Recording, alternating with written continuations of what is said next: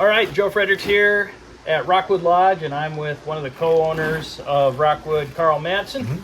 Carl, thanks for having a conversation on your porch here at the outfitting building. Welcome, Joe. Yeah, thank you. We're going to talk about a situation that happened with one of your guests that rented a canoe through Rockwood this week here in August. This would have been like maybe August 7th or something like that. Yeah, a few days before that, yeah. Okay, happened out on Kiskadinna Lake, which is in the boundary water, kind of in the center of things as far as the Gunflint and the grade go, kind of the middle of that area. Did these people, and there's two women on a canoe trip, and did they go in through Skipper then, or what was the entry? You know? They came in through Cross Bay. Okay, and so there was a medical situation with one of the women, just to cut right to the the lead here. Yeah, that she had to get air lifted out by the Beaver plane, came in and got her. It was a health-related situation. And do you know the status of how she's doing, by the way? She had the surgery, and so she's resting, and they have to watch for a long time after the surgery to make sure everything's okay. Yeah. She's actually from overseas, so she has to make sure that all the everything's taken care of before she moves on again. Okay, So I see. She's still in Duluth right now. Okay, and it was a hernia, you said? Okay, so they're out in the wilderness, and they're on a portage, and it's aggravated in some way, or something happened. Correct. There, Yeah. So it was aggravated. It was really became a problem right away, and they noticed it right when they got onto Kiskadinna. So they didn't move any farther, and they stopped right there. And she looked at it. Her friend looked at it and said, "Yeah, this is not good." And she had her Garmin InReach. Okay, and so this is where you then entered the story, basically, or around this time. Right. So the Garmin InReach people contacted her first point of contact, her emergency contact, was her sister. Her sister got a hold of me through email at 10:30 at night, right? So I check in my email and I read this long thing, and all of a sudden a text comes in from her as well. I look down. So we started figuring it out, and we had just taken. I was a little buzzy and a little bit off kilter, and it was 10:30 at night. Sure, right. End of the day. Busy summer days up here at the outfitter. I wanted to get some sleep. Yeah, and so you're like, in the morning, I'm going to do something. Well, it took me a while to get to that point. Yeah, it took me a half hour to figure that out. But once I figured that out, in the morning is when the thing is going to happen. Beaver's not going to come at night. So Beaver's slow playing. Yeah. But search and rescue was definitely going to be involved too, and go in, and they did do that. They handle this normally every time, all the time. I don't know if it's daily, but probably weekly. Sure. And they're very professional at their job, and they know exactly what they're doing, and they're strong paddlers, and they move in and they take care, and they bring the EMTs with them. They have. They're able to sustain. So, but a lot of times they lose the gear behind. That's right. Your gear, or Rockwood's gear, and some of it was the customers. Okay. Yeah.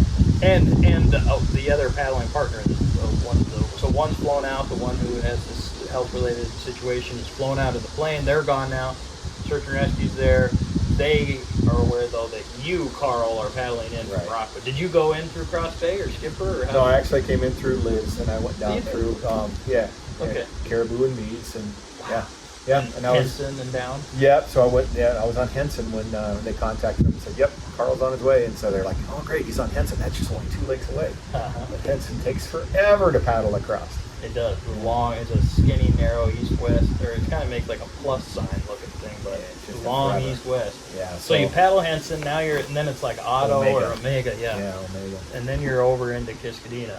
Yep, and then I text back because I had the fancy new phones, the satellite, and they gets to Mike here at the outfitter, and then Mike, gets a hold of the family, and the family gets a hold of the other gal, so a whole chain of people, and she finally gets a message that I'm only 1 lake away now on Omega, so she's all excited looking for me. The other person. Yeah. And the search and rescue have just taken off. Okay. So she's all by herself with all this gear and this extra canoe. and probably anxious. I mean, she doesn't know how her friend's doing, and her friend's just been flown out in a plane. Like, that's a big, intense situation. But that gal that was waiting there after her friend flew away, she is such a strong person.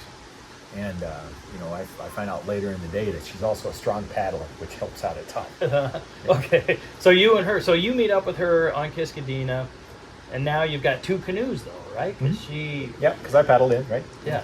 So how do you, as 2 people, paddle out 2 canoes?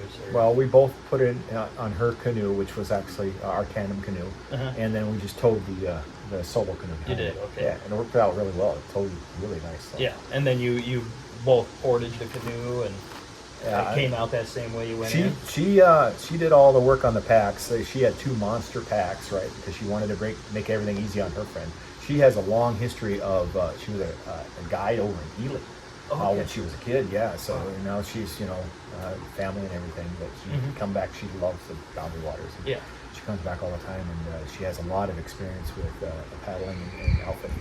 But she wanted to make it really nice on her friend, right, the one that had the medical race. So she brought in a lot of extra gear, and so she had these 2 monster packs, our packs, of course, and she did the double portaging on the packs, right, and I carried both the canoes, so.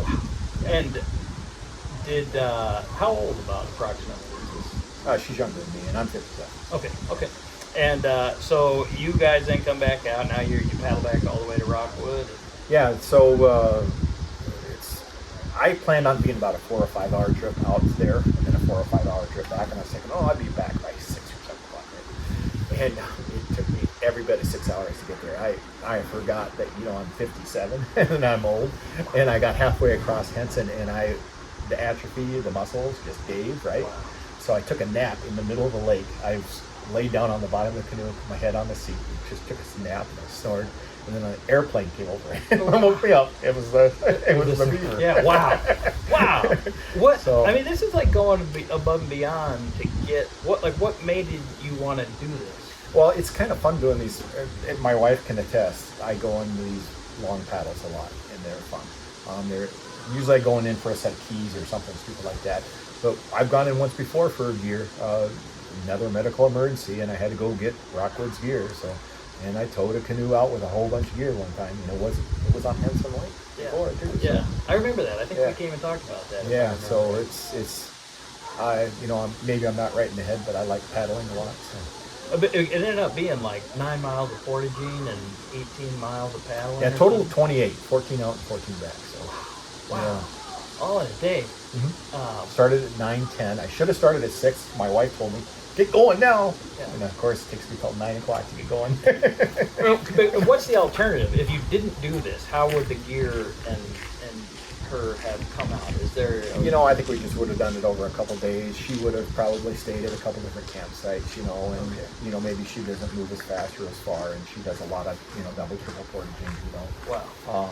But she was smart enough to have that in reach in the first place, right? And so she's able to have communication. And then, like I say, she's a strong paddler and a really strong woman, so it was amazing because I'm paddling along and I can feel the canoe move forward with each one of her strokes because she was in the back and I was in the front. So, and I had the kayak paddle, so it was fun. Well, interesting, Carl. I mean, I think it's kudos to how you guys feel about the people who go through Rockwood, and I think that it would probably be pretty applicable to most of the outfitters up here at the Gunflint. Will probably do something similar. Like you said, these situations happen much more than the public probably knows because nobody in this case died. And when somebody dies, that's when the press release goes out from the sheriff's department and people know about those. But there are situations like this that happen pretty regularly in the Boundary Waters, and we got 150,000 people going in. These types of things occur in a wilderness setting. And so just so that people know that when it occurs, there are people looking out for you, people like Carl, and of course search and rescue, as you said, and their professionalism and the communication that takes place with law enforcement, even Garmin in this instance. And so don't let something like that dissuade you from coming up because people. It's beautiful. It was a gorgeous paddle. It was a perfect day for paddling. Well, kudos to you, Carl.